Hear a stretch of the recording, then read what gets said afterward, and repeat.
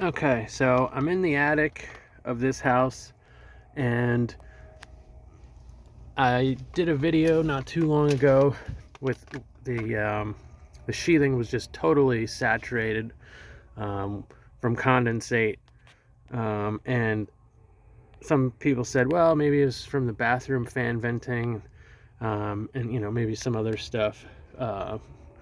So what's interesting about this attic is this is actually plywood. That other attic was OSB. Okay, we have a bathroom fan venting up to here. We don't have any baffles at the soffit so the insulation is blocking the soffit. We don't have any ridge vent, so no ridge vent here.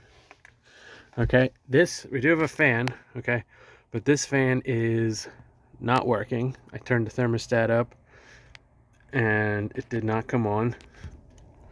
And then, so there was that. I mean, it probably was working at some point.